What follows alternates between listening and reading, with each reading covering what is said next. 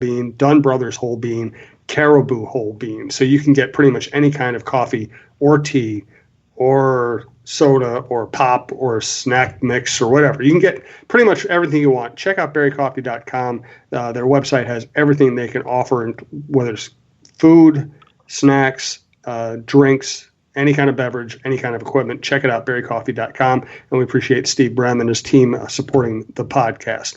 Let's get to some Twitter questions. We have some pretty good ones before I get back to some of my own thoughts. From Justin Esplin, what has changed from Perez's early season dominance to the league adjust to his cutter? That's a great question. And it's the answer, I think, is going to sound very similar to what we're just talking about. Early in the season, Martin Perez was commanding his fastball on the inside corner for strikes. He was throwing hard, and he was throwing the ball, his fastball early for strikes, and complementing that with a really good changeup off that fastball for strikes. And then the cutter he used to break bats, and he was real good with the cutter, starting it on the inside corner, looking like a fastball, and then it breaks in on the hands of right-hand hitters, for example, and out to the end of the bat on left-handed hitters. Cutter is the best pitch in baseball if your name is Mariano Rivera. If your name's not Mariano Rivera, the cutter is the most dangerous pitch in baseball because they tend to not be controllable on the corners where they absolutely have to be. They tend to oftentimes be more in the middle of the strike zone where it just speeds up a hitter's bat because it looks like a fastball, but it's just 4 or 5 miles an hour, slower, and those get tattooed. And I mean, absolutely tattooed. And so I think hitters have adjusted to knowing what the cutter does. They're laying off the good one that comes inside. And pitchers tend to think sometimes that, the hitter's looking for a fastball here. I'm going to throw something else. And the something else, if it's a cutter or a slider for a strike, when you have to throw a strike with something and you don't want to throw a fastball because you think the hitter's waiting for it, then you want to throw your cutter just because it's different than a fastball. When you have to throw it for a strike, you tend to throw it in the middle, and then the cutter's not any different than the fastball. It's just easier. It's an easier fastball to hit. And so I think that's the case with all pitchers that throw the cut fastball. For me, the cutter needs to be the put away pitch that you're okay if it's not a strike. If it really needs to be a strike, if you have to hit, it has to be perfectly on the corner, and that's hard to do. Right. And with Mariano, especially with left-handed hitters, he would throw what looked like a down-the-pipe fastball, and then by the time the hitter swung at it, it was taking his thumbs off, and that was a unique cutter. Yeah, right. I mean, he had the best one in history, and it was that margin of difference between his and anybody else's was enormous. It was just the most incredible pitch that I think maybe I've ever seen.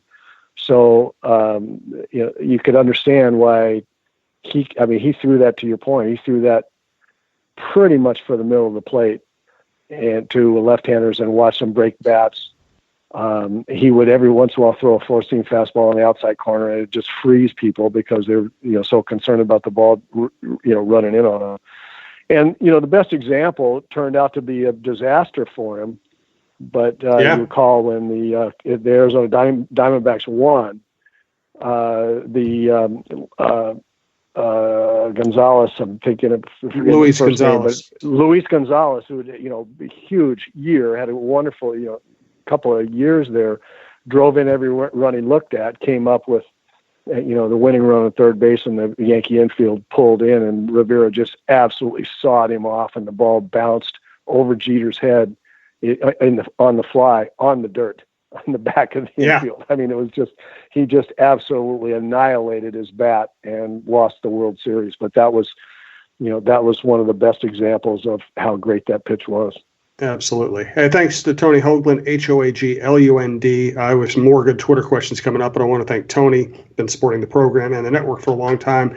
He handles my insurance. He also offers financial services, and he handles Michael Russo's insurance. Hey, Minnesota sports fans. This is your local State Farm agent, Tony Hoaglund. I need you all to ask yourselves this question. If you're in an at-fault car accident and you are sued for $700,000, how much of that $700,000 will my current insurance company pay? If you are unsure or can't answer all $700,000, you need to give us a call. State Farm has been number one in car insurance since World War II and number one in homeowners insurance since 1964. For a no-obligation review of your current policies, call us at 763-421-4900 or check out our website at www.champlininsurance.com. All right, let's get to the point. On Twitter, Brett Jensen, what are the biggest collapses in Twins history? I'll offer 3 examples. 92, Twins were known as the model franchise in baseball, were considered the best team in baseball. They get to August, Eric Fox hits a 3-run homer in the Metrodome, and the Twins go into an 8.5-year slump. That was not a good one. That's a collapse. That's a collapse. Then in 2001, Twins got off to a really good start, had a dynamic young team, built a lead in the American League Central. Christian Guzman comes back from the All-Star break and suddenly can't throw, goes on the disabled list. The team goes in a tailspin. Cleveland passes them. I don't know. I mean, that was a Twins team that was overachieving up against a Cleveland team that was established. I don't know how bad collapse that was, but they did blow a lead. And the other one, Roy, the year before you got back to the Twins, 84, the Twins had a big lead, and they actually were up 10-0 in a game with Frank Viola on the mound and lost 11-10. I think Gaetti made a throwing error during that game, and he offered the infamous quote, "It's hard to play baseball with your hands wrapped around your throat." He said it's hard to make it. It's hard to make a good throw, with your hands wrapped around your throat. Yes, which is a fantastic quote, and great for him to own it in that. So those are the ones that jump out at me. Roy, do you have any other examples? No, I think those are the ones that come to mind for me. Certainly, I really believe that collapse is an interesting word because it makes you make a decision about whether you really thought that the team was the best team in the division or in the league. At the time, certainly 1984. They were not the best team. And baseball is such a game of averages. And it's that way with players, and it's that way with teams. And, if a player who is established, the range. If he's like Tony Oliva told me one time, he said, I was hitting 180 on May 16th. I ended up winning the batting championship. Actually, what Tony said was, "Man, I was hitting 180 on May 16th. I end up winning champion. I end up winning champion batting."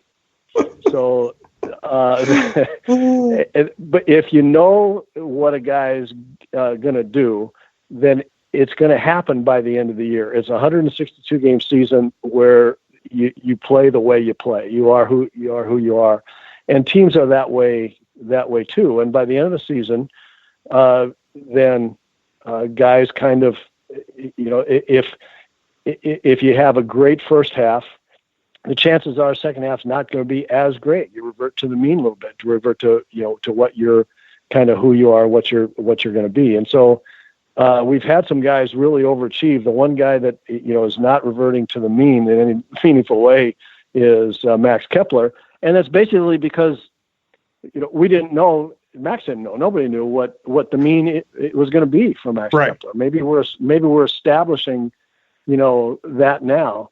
We don't know what mean really is going to be for Rosario or Polanco and especially not for Buxton or Sano. So, we just don't know what to think about, what to expect. And I think to some degree we're seeing that with the pitching staff as well. Yeah, the greatest quote about regression to the mean I ever heard was when Rick Stelmazik, I think A.J. Brzezinski hit like 4 home runs one April or something, and Stelmazik said to me, "Man, he's getting to 9 fast this year." In other words, he didn't expect the pace to continue. He just thought that this is just random occurrence. That's a great line. From Scott Lindholm, how long does a player generally use a bat? The guys have various bat sizes for facing different velocities and when feeling fatigue. So I'll let you start with those.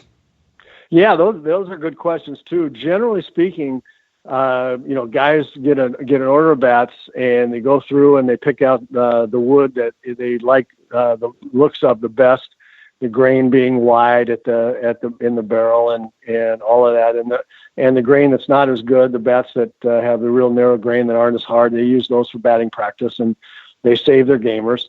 And then they'll take a gamer, a game bat out there, and if they get some hits and they're swinging well, then boy, that guy gets used until he gets sacrificed, until you break it or until it wears out, it just splinters or something, and then you go to your next gamer. That's generally the case. Now, sometimes, depending on how superstitious the guy is, the guy will take his first gamer out there and go for 4, so that one goes back in the locker and he gets another one.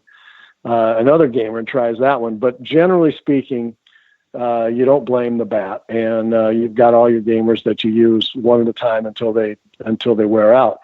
The other part of that question that's good is a lot of guys go to lighter bats and sometimes even shorter bats late in the season, just feeling like they want to have as much bat speed as possible, and so that changes for them every once in a while. I've known some guys to change models a little bit or to shave handles down or something, get the handle thinner, to feel a little more whip.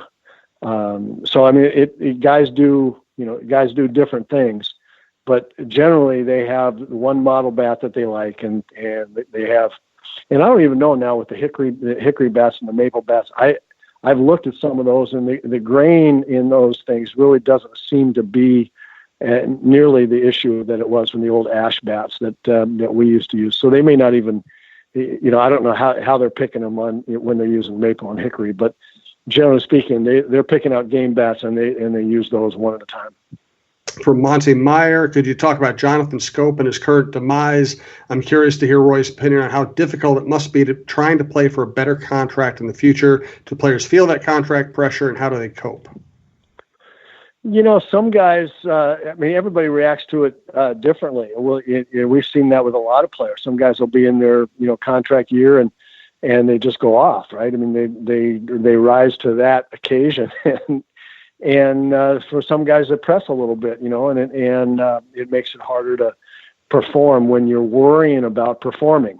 And so different guys, just react different ways. And I don't know that, Jonathan is feeling pressure about that. I don't know if that is affecting him at all. I think that he's like most hitters, he's got zones in the strike zone where he's good, and he's not so good out of the strike zone. He's not as good high in the strike zone with fastballs, and this is kind of typical of most of us as hitters. I mean, we tend to make it difficult on ourselves early in counts by swinging at pitches we would have a hard time hitting anyway, or swinging at balls and going to 0-1 right off the bat, and so to speak, and putting yourself in a hole by swinging at pitches you ought not to. And that's what it looks to me like with Jonathan Schoop right